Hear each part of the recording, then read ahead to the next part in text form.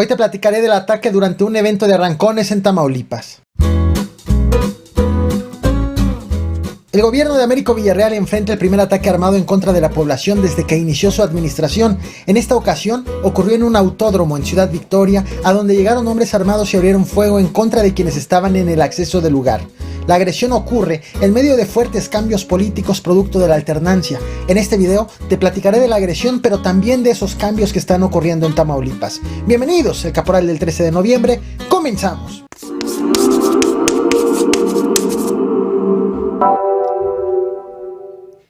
En Tamaulipas se desató un ataque a tiros durante un evento familiar de arrancones en el autódromo de Ciudad Victoria. Lo que estás viendo en pantalla es la movilización de elementos de seguridad y de rescate en ese autódromo.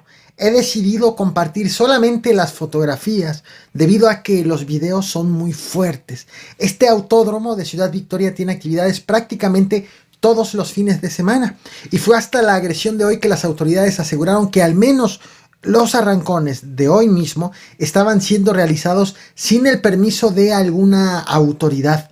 Ahora bien, ¿qué fue lo que ocurrió aquí en este autódromo? La Fiscalía de Tamaulipas emitió estos tweets que te voy a mostrar en pantalla para quienes están en YouTube.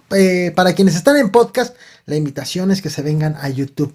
Informó la Fiscalía Estatal de un ataque con armas de fuego en el autódromo durante un evento de arrancones y reportó inicialmente 2 personas fallecidas y 3 heridas, pero después actualizó la cifra debido a que uno de los heridos falleció en el Hospital General Dr. Norberto Treviño para quedar entonces en 3 fallecidos y 2 heridos. Se trata de la primera emergencia de este tipo que enfrenta el morenista Américo Villarreal como gobernador de Tamaulipas, quien asumió la gubernatura el pasado 1 de octubre en sucesión del panista Francisco García Cabeza de Vaca. En este canal dimos cuenta de la reacción de las autoridades cuando era la administración del panista ante ataques de este tipo y del cómo incluso la vocería de la Fiscalía llegó a negar algunas de las agresiones registradas. Durante la primera semana del gobierno de Américo Villarreal, el gobierno federal y el gobernador anunciaron el refuerzo de la seguridad con la presencia de más elementos federales en el estado de Tamaulipas. 400 militares para la zona sur de manera inmediata y otros 200 para los próximos días. A la nueva administración ya le ha tocado atender, por ejemplo, el secuestro de un alcalde dentro de su territorio entre el 14 y el 15 de octubre. Tema que, por cierto, te traje a este canal con este video que te muestro la imagen en pantalla. Te dejo el link en la descripción por si quieres más detalles de este acontecimiento. Recordarás, en aquella ocasión el alcalde del municipio de Guerrero, en el estado de Coahuila, desapareció cuando viajaba por tierra con 8 familiares y colaboradores, hecho por el cual se coordinaron las autoridades de los estados de Coahuila, Tamaulipas, Nuevo León, incluso del gobierno federal. La ruta que llevaba en aquella ocasión el alcalde era de Monterrey a el municipio de Guerrero, Coahuila, pasando precisamente por Tamaulipas. El alcalde y sus acompañantes fueron liberados en circunstancias hasta ahora no claras. En su momento, ni el presidente municipal ni el subsecretario del gobierno federal, Ricardo Mejía, quisieron emitir detalles del cómo fue que recuperaron la libertad, si los rescataron o si los delincuentes los liberaron. Información, alcalde, su hijo, su esposa, su directiva.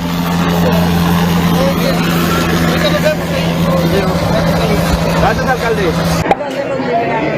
Estamos esperando mayores datos, pero ahorita lo primero que me acaban de informar es que ya aparecieron. Todos aparecieron también. Me informan que todos aparecieron, vamos a ver, esperemos que el estado de ellos esté bien. Mientras estos eventos de inseguridad ya se registraban en el estado, el exgobernador, que recientemente acababa de dejar el cargo, comenzó a ser considerado prófugo de la justicia debido a la existencia de una orden de aprehensión otorgada por un juez acusándolo de delincuencia organizada, principalmente por la triangulación de recursos en el proceso de compra-venta de un inmueble. Incluso a Cabeza de Vaca comenzó a ser señalado de haber huido a Dallas Texas, debido a que, recordarás, él tiene doble nacionalidad, tema del que te platiqué en este otro video que te muestro también en pantalla y te dejo el link en la descripción por si quieres los detalles de este episodio. Pese a que estaba vigente la orden de aprehensión en su contra por el delito de delincuencia organizada, fue elegido como consejero nacional del PAN, un proceso hecho en su ausencia y con las dudas, en medio de las dudas sobre su paradero. Pero en tema de seguridad pública también ocurrió algo relevante en Tamaulipas en estas últimas semanas. ¿Recuerdas el grupo de operaciones especiales, ese cuerpo policíaco, también llamado GOPES, creado por Cabeza de Vaca y envuelto en varias polémicas? Por ejemplo, lo acusaron de proteger a grupos delictivos específicos, de matar a civiles, los acusaron del asesinato de 19 migrantes en Camargo, lo señalaron de trabajar para custodiar a Cabeza de Vaca en cuando fue girada una orden de aprehensión en su contra para evitar que sea detenido. Incluso, pues, fue usado para cuidar a la modelo Kareli Ruiz en eventos públicos. Seguramente te ha de sonar este grupo de policías porque también fue tema o lema de campaña de Américo Villarreal, que prometió que de ganar la gubernatura desaparecería este cuerpo policíaco, ya que lo acusó de perseguirlo tanto al candidato, entonces candidato, a su familia como a colaboradores cercanos. Miren amigos cómo está Casa de Gobierno, blindada por unos rinos con metralletas arriba, con las policías especiales. Aquí están otros de seguridad. Aquí está el otro rino también con las metralletas arriba y más carros de seguridad.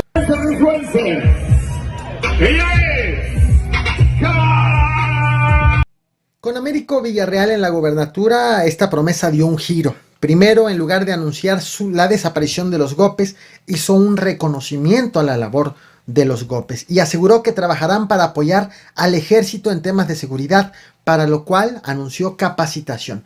Pero después anunció la creación de la Guardia Estatal, con la que finalmente sí desaparecerán los GOPES, o más que desaparecer, será transformado.